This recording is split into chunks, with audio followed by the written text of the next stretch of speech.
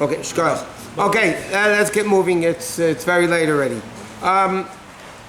Okay, davening shachris is a long, the regular shachris you have to follow in the machzerim. We take out 2 Sefer Torah, Rosh Hashanah. Okay, let's get into the mitzvah of Tekiyah Shofar to start today. And that is like this.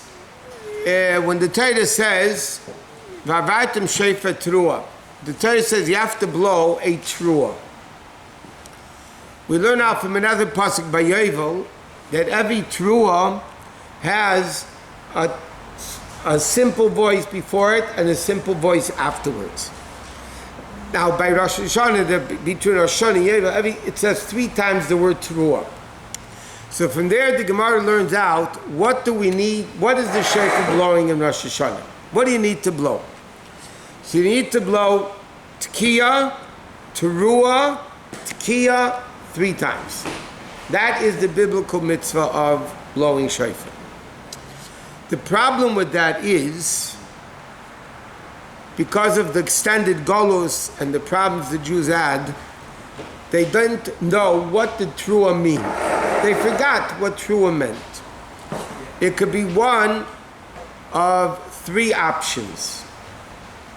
It could be like somebody, in Yiddish they say kvetching, like moaning, or it could be like a baby crying, or it could be both together. Now, the Shvarim, okay, you have the long Tekiyah, that we know what it is. Shvarim is tuhu, right? The 3. That sounds like a Yiddish guy kvetching. Like kids, they kvetch. Then you have what we call teruah, that's the kid crying, right? So now the question is, when the Torah says you have to blow teruah, what does the Torah mean? Does the Torah mean shvarim and teruah together? Or does it mean shvarim by itself? Or does it mean teruah by itself? What does it mean, the word teruah that the Torah says we need to blow? Therefore, Chazal say, you do all 3. In other words, you blow Tekiyah, Shvarim, Teruah, Tekiyah 3 times, Tekiyah, Shvarim, Tekiyah 3 times, Tekiyah, Teruah, Tekiyah 3 times. Now, why can't you just blow Tekiyah, Shvarim, Teruah, Tekiyah? Then you got them all covered. You have Shvarim, you have Teruah, you have them together. So Halacha says that if the real one, let's say, would be Shvarim, then between the Shvarim and the second Tekiyah, you have a separation of Teruah, which doesn't belong there.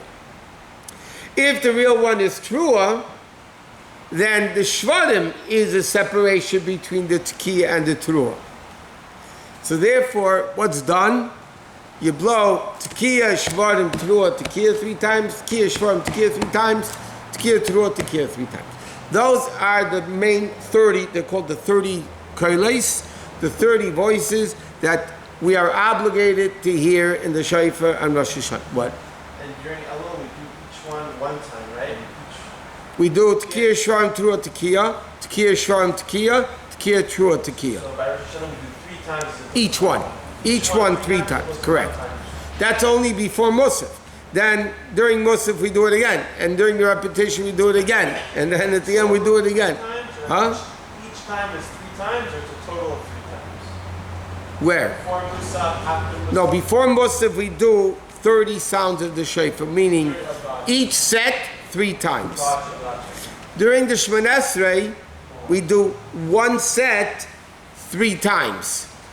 There's a break. You have 1 set of 10.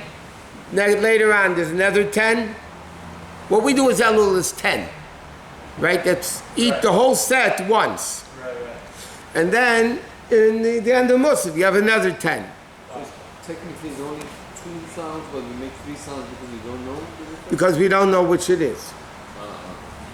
So, is that true that it says was it crying of Sarah for each fight, finding out that I don't know. Because she was moaning for each fight? I don't know. There was have to do with the Akedah. We speak about the Akedah and Rosh Hashanah, but we read the second day of Rosh Hashanah, we read the Torah portion of the arcade.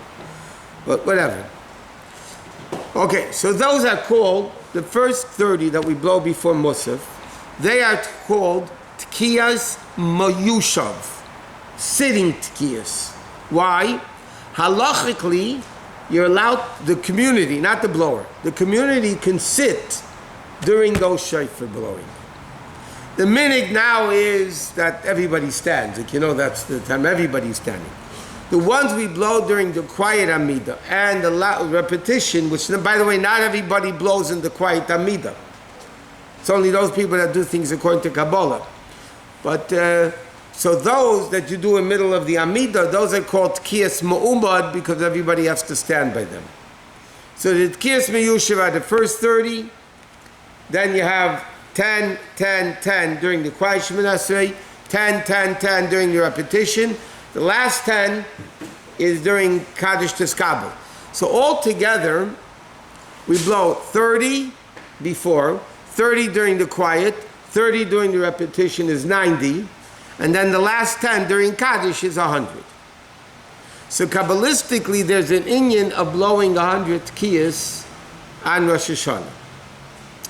It's interesting to note that we know that what Rosh Hashanah and Yom Kippur accomplish through seriousness, Sukkot accomplishes through simcha.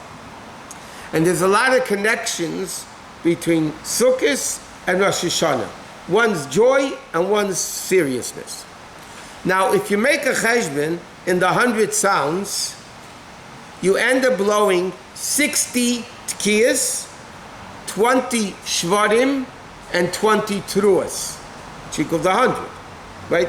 You blow much more tkiyas, okay.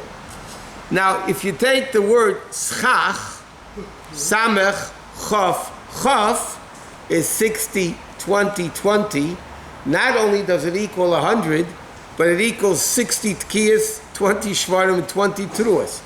That's another direct connection you see between shofar blowing on Rosh Hashanah and what we do on Sukkot. So when the chazan, the guy that's blowing shofar makes the brachas, everybody has to listen to the brachas. They have to answer Amen. They do not say Baruch Hu Baruch Shmo in the middle of the bracha, because if you do it, it's a question halacha if you fulfill your obligation or not. And then you have to listen carefully to the guy blowing, and you have to have in mind that you want to be yetz of the mitzvah. It's a biblical mitzvah. Now the last thing we'll mention is like this. Technically, women are not halachically obligated to listen to shofar. Why? It's a mitzvah connected to time. Just like they don't have to sit in the sukkah, they don't have to use a lulav and esrog, right? But nevertheless, halacha says that nowadays means the last thousands of years, women accepted it upon themselves as an obligation, and therefore halachically, for a woman, it's an obligation to hear shofar.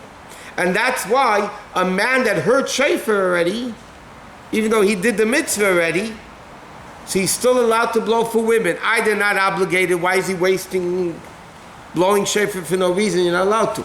Because nowadays they are obligated. Is there any precedence for this? Actually something that you'll write down turns out to be... There's no difference.